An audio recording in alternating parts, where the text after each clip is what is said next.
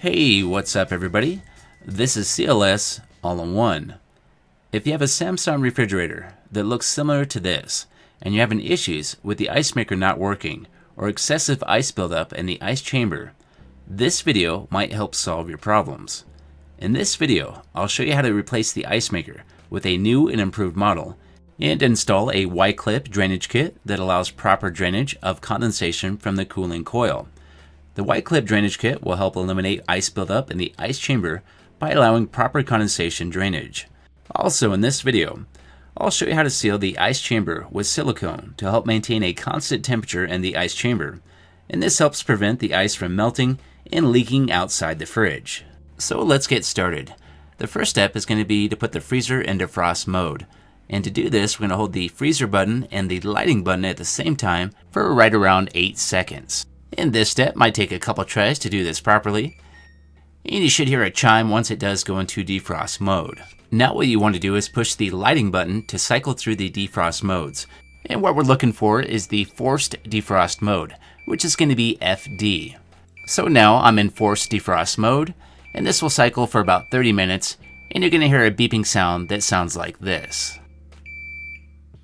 And while you're waiting for the fridge to defrost, you can go ahead and remove the ice bin.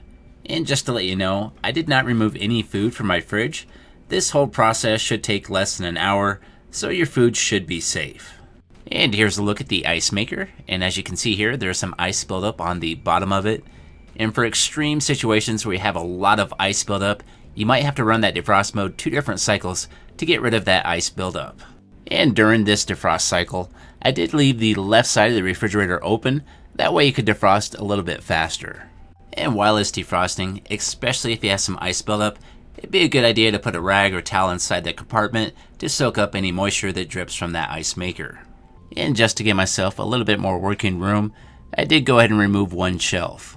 Now that my ice maker is defrosted, it's time to remove the electrical connection cover. And there's going to be one screw that secures it right here. And that's going to be a Phillips screw. Now this cover will just slide out just like this. Now I would like to mention at this point, it is recommended that you unplug your fridge before continuing with repairs. After removing this cover, this will give you access to the electrical plug-in connections.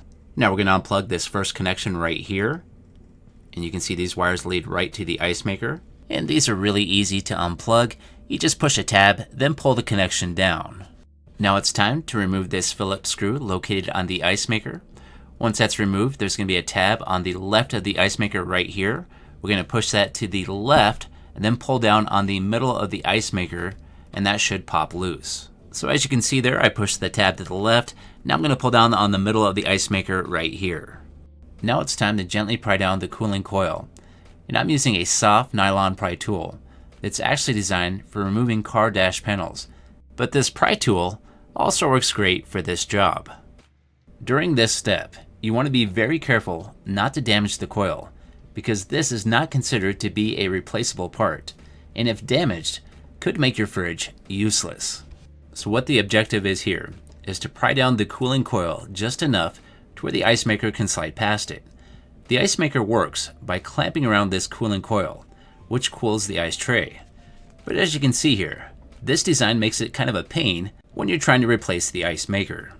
So now that I have the cooling coil pried down to where it needs to be, it's time to push down on this tab right here on the ice maker. So I'm going to pull down on this tab, then pull out on the ice maker at the same time, and carefully guide it past the cooling coil, while using one of my fingers to gently pull down on the cooling coil so it stays clear of the ice maker. So my ice maker is now loose, and here's a quick look at how it attaches to the ice bin compartment. On the top there's 2 posts that attach to 2 slots on the ice maker itself. And here's a look at the cooling coil. Now here's a quick look at my new and improved replacement ice maker. So from the outside appearance, it looks to be exactly the same as my old one, but I have read it does have some different internal parts that give it better functionality. Now it's time to remove the ice auger assembly so I can properly seal the ice chamber compartment. So I'll start off with unplugging the connection first, and that's going to be located right here. Now what you want to do is push the tab that's located on the front of the ice auger right here, and then pull that ice auger forward at the same time as you're pushing that tab, and it should pop loose. And this is somewhat of a snug fit, so it will take a little bit of force to pull it out of there, but it should break free. I've just about got it here, and now it's loose. And here's a look at the ice auger. Now this one's still functional, so I'm not going to replace it, but if you did need to, all you got to do is put the new one back in place of this one. And it should go back in the same way you took it out, only in reverse. Now it's time to go ahead and seal up the ice chamber compartment, and I'll go ahead and show you what the issue is with these. So if I shine a light right here on the side of the ice chamber compartment, we can actually see that light inside the compartment right here. So if I move that light around, you can see that light shining through. So what this means is the warmer air from the refrigerator compartment can leak through to the ice chamber compartment and make that ice possibly melt. So what we want to do is seal this gap to where it can't leak through. So this job does call for some food grade silicone, but honestly I'm not that worried about it because none of this silicone will come in contact with my ice or food in my refrigerator. So I'm just going to use some standard kitchen and bath silicone, but if you do want to use the food grade silicone, that is what it calls for. Before applying the sealant, I need to clean the areas first where I'm going to be applying the sealant. So I'm just going to use a rag and some rubbing alcohol, which works really well. And I will be applying sealant to the outside of the ice chamber and on the inside as well. Right here, what's highlighted in yellow is where I'm going to be applying sealant on the outside of the ice chamber. And I would like to mention that this is fast dry silicone, so this should be close to dry in about 30 minutes. So what I'm doing here is applying a small bead of silicone first with the caulking gun, then going back over it with my finger to make sure I get a good seal. Now I'm going to apply a bead of silicone to the inside of the ice chamber as well in that same corner. To apply this silicone, this time I'm using a tube of silicone because my caulking gun won't fit inside the ice chamber. So what's highlighted here in yellow is where I'm trying to put my bead of silicone on the inside of the ice chamber compartment. So I did use a clear silicone on the inside here, so it is a little bit harder to see, but there's a look at it. And here is the white silicone I used on the underside of the ice chamber compartment. From this point, I waited about 30 minutes for that silicone to dry, then put the ice auger back in place. So I'm going to grab that auger, then slide that to the back of the compartment here. And remember that is somewhat of a tight fit, so you might have a little bit of trouble getting it in there. And you want to push it all the way to the back to where it clicks in place with that tab right there. Now it's time to go ahead and plug it in, and we're on to the next step.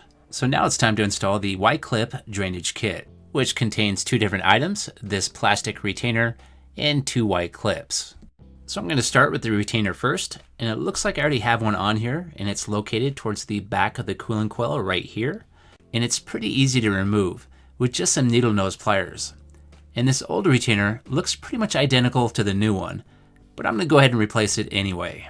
And this is very easy to put back on.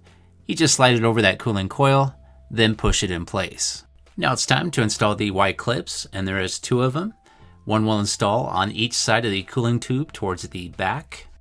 Here's a look at what the Y-Clips help prevent. Without these Y-Clips, condensation may build up on the back of the cooling tube, which will cause ice buildup, which then blocks the drainage tube and causes the ice maker to malfunction and possibly leak water to the outside of the fridge. So these Y-Clips install super easy. You just slide these over the tube, then slide them all the way to the back, with the long part of the clip facing down. So now that I have these Y-Clips installed, that'll help guide any condensation on the cooling tubes to the drainage tube and not cause an ice buildup. Now it's finally time to put the new ice maker in place. So I'm going to open that up, and then slide that over the cooling coil. And remember, it does secure to the top of the ice chamber right here. So with the ice maker in the open position, I'm going to carefully slide it over the cooling coil. And take your time here because you don't want to damage that coil. When installing the ice maker, you should see and hear the tab click in place, indicating it's secured. Now it's time to carefully push the coil up in its original position, then close the ice maker until it clicks in place. Then secure it with the one screw. Now it's time to plug the ice maker back into the refrigerator, then install the electrical connection cover, and that should slide right in place and secure with one screw. And now it's time to put the ice bin back in place. And at this point, you can go ahead and plug your fridge back in. So now, I need to wait for my fridge to reach proper cooling temperature. And while waiting, I made sure to turn my ice maker off so it doesn't cycle until it's cold enough. And after waiting just a little while, my fridge has cooled off quite a bit. The fridge is at 38 degrees and the freezer is at 4 degrees. And these temperatures work really well with my fridge. Now it's time to go ahead and turn my ice maker back on, and I'm going to go ahead and wait a full day, then come back and check my ice maker bin compartment. Okay, it's been 24 hours and it's time to check out my ice bin to see how much ice is in there. And it looks like it's completely full. The ice cubes appear to be nice and frozen. Before, when my ice maker did decide to work, I had a lot of issues with soft or watery ice, and these ice cubes don't seem to have those issues.